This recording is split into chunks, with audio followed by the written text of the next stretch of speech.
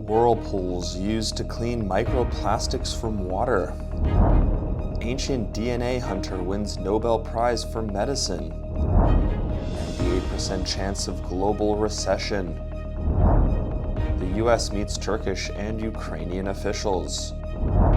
Russia sees major rise in sperm freezing. Hurricane Ian death toll to climb. Canadian family to travel the world before children go blind. Myanmar OnlyFans model sentenced to 6 years in jail.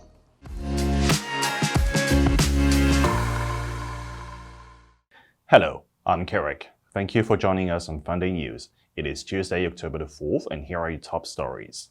A German company, FUNDAY, has found an affordable, scalable, and simple solution to clean up microplastic pollution before it reaches the ocean. The company adds non-toxic hybrid silica gel organosealants into a tank of water and then creates a vortex. The organosealants act as a clumping agent, drawing together any microplastics into popcorn-shaped lumps that rise to the surface and can be skimmed off using a sieve. Dr. Katrin Schuhan, the founder of FUNDAY 3.0, said that the process can be used in any kind of water. Microplastics contaminate the whole planet. The tiny particles are in the air we breathe and have been found in human placenta, blood, and lungs. Former U.S. President Obama signed the Microbead-Free Waters Act of 2015, banning plastic microbeads in cosmetics and personal care products. FUNDAY 3.0 is already in operation at a municipal wastewater treatment plant in Germany. Dr. Schuhan said the company is not for profit, as it reinvests any proceeds back into university research projects.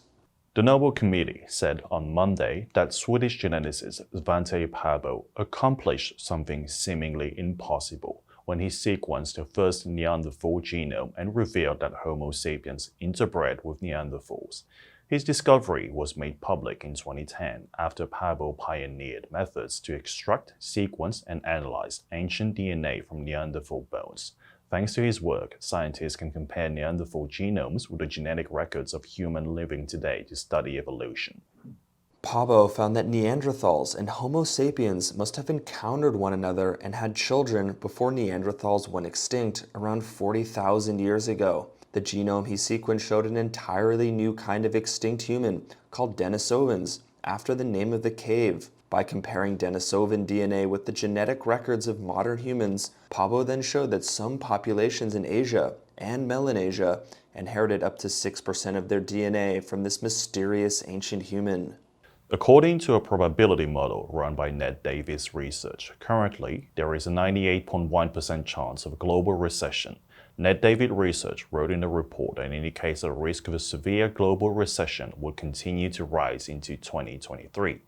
Coincidentally, 7 out of 10 in the world's Economic Forum's community of chief economists consider a global recession to be at least somewhat likely.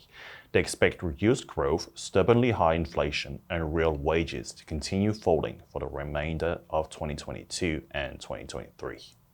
According to the forum's quarterly Chief Economist Outlook report, almost 9 out of 10 of the chief economists expect growth in Europe to be weak in 2023, while moderate growth is expected in the Middle East and North Africa region, the US, South Asia, and Latin America. The report said 60% of the chief economists expect poverty to increase in high-income economies, while 90% of them expect poverty to increase in low-income economies. Most of them expect high inflation will be somewhat moderated in 2023. U.S. National Security Advisor Jake Sullivan met with Turkish President Recep Tayyip Erdogan's chief advisor Ibrahim Kalin in Istanbul on Sunday. The pair, whose meeting wasn't announced to the media beforehand, discussed Turkey's condemnation of Russia's annexation of Ukrainian territory.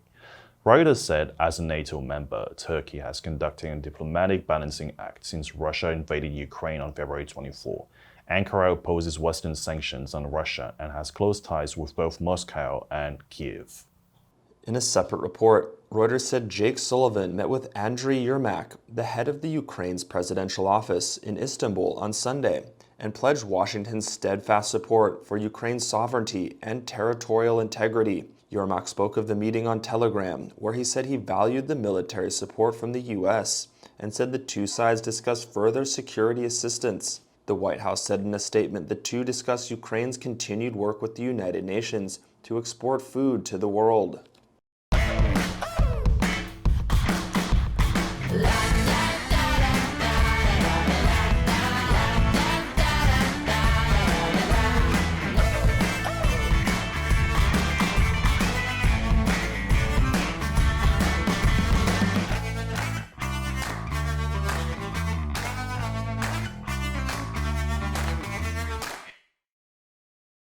UK media outlet The Mirror reported that men mobilized by President Vladimir Putin's plan have worried for children in case they are killed in Ukraine, leading to a major rise in sperm freezing in Russia.